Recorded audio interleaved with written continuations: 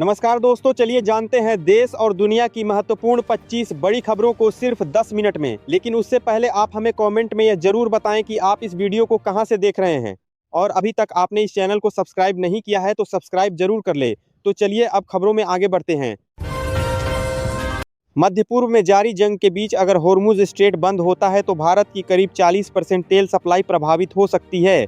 फिलहाल भारत के पास 74 दिनों का कच्चे तेल का भंडार है और जरूरत पड़ने पर रूस से आपूर्ति बढ़ाई जा सकती है।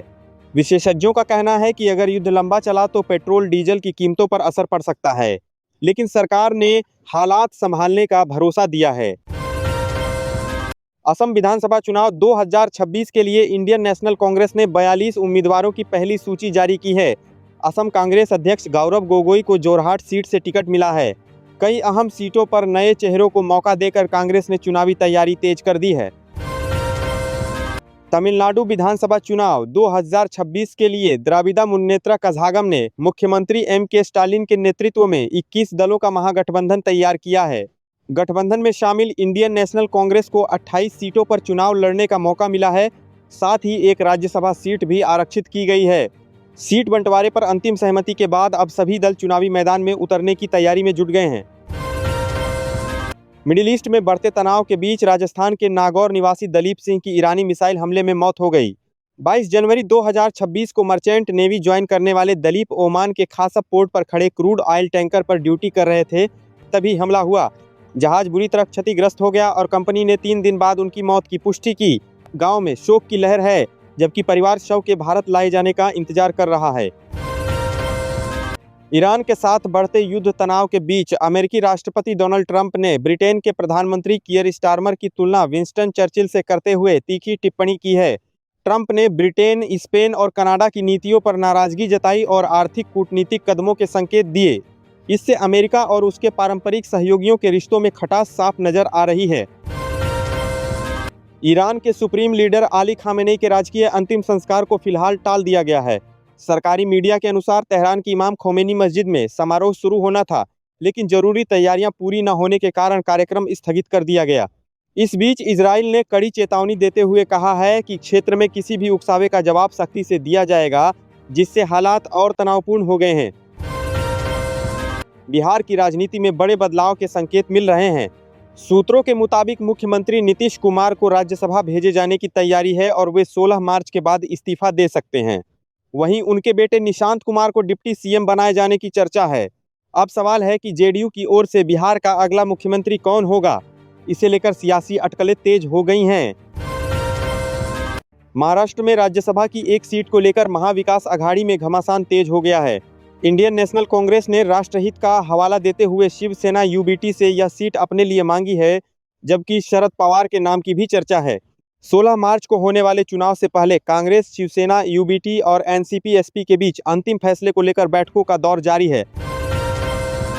अमेरिका ईरान युद्ध के बीच हिंद महासागर में बड़ा घटनाक्रम सामने आया है। भारत के मिलान 2026 अभ्यास से लौट रहा ईरानी युद्धपोत INS डेना श्रीलंका तट के पास टॉर्पीडो हमले में डूब गया। अमेरिकी पक्ष ने पनडुब्बी कार्रवाई की पुष्टि करते हुए वीडियो जारी किया है। रिपोर्ट्स के मुताबिक 80 नौसैनिकों की मौत हुई है। 148 अब भी लापता हैं, जबकि 32 को सुरक्षित निकाला गया। क्षेत्र में तनाव और बढ़ गया है। बिहार की सियासत में बड़ी हलचल है। सूत्रों के मुताबिक मुख्यमंत्री नीतीश कुमार कल राज्यसभा के लिए नामांकन भर सकते हैं और इस दौरान केंद्रीय गृह मंत्री अमित शाह भी मौजूद रह सकते हैं। चर्चा है कि एनडीए उन्हें दिल्ली भेजने की तैयारी में है। उनके बाद बिहार का अगला मुख्यमंत्री कौन होगा, इस पर मंथन जारी है। साथ ही निशांत कुमार की राजनीति में संभावित एंट्री और बड़ी भूमिका को लेकर भी अटकलें तेज हैं। मिडिल ईस्ट में अमेरिका, इजरायल और ईरान के बीच जारी संघर्ष 5वें दिन भी थमता नजर नहीं आ रहा है। इजरायल ने ईरान के स्पेशल ऑपरेशन कमांडर को मार गिराने का दावा किया है, जबकि तेहरान में अब तक 1145 लोगों की मौत की बात कही जा रही है। अमेरिकी राष्ट्रपति डोनाल्ड ट्रंप ने संकेत दिया है कि हालात कई हफ्तों तक तनावपूर्ण रह सकते हैं। वहीं उड़ानों पर असर के बीच एयर इंडिया ने मिडिल ईस्ट रूट्स पर यात्रियों को फ्री रीशेड्यूलिंग या रिफंड का विकल्प दिया है। राजधानी दिल्ली में मार्च की शुरुआत के साथ ही गर्मी ने तेवर दिखाने शुरू कर दिए हैं। मंगलवार को अधिकतम तापमान 31.5 डिग्री सेल्सियस दर्ज किया गया, जो सामान्य से 4.1 डिग्री ज़्यादा है।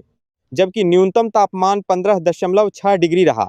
इंडिया मीटियोरोलॉजिकल डिपार्टमेंट के अनुसार होली तक पारा 33 डिग्री तक पहुंच सकता है, जो इस सीजन का अब तक का सबसे गर्म दिन हो सकता है। वहीं एयर क्वालिटी इंडेक्स 216 के साथ खराब श्रेणी में दर्ज किया गया है।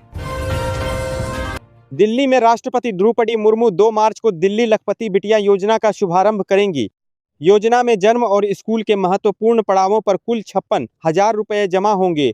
21 साल में ब्याज सहित 1 लाख से ज़्यादा बनेंगे। डिजिटल सिस्टम से सीधे बैंक खाते में ट्रांसफर होगा।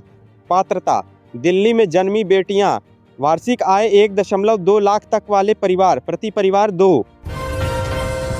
संयुक्त अरब अमीरात यूएई पर ईरान ने 194 मिसाइल और 812 ड्रोन हमले किए। दुबई का ग्लोबल विलेज बंद। बुर्ज खलीफा सहित कई क्षेत्रों पर मिसाइलें गिरीं। सऊदी अरब में सीआईए स्टेशन पर भी ड्रोन हमला हुआ। यूएई अलर्ट मोड में है। एयर इंडिया ने मिडिल ईस्ट से आने जाने वाली उड़ानों के लिए फ्री रीशेड्यूल या रिफंड का विकल्प दिया है।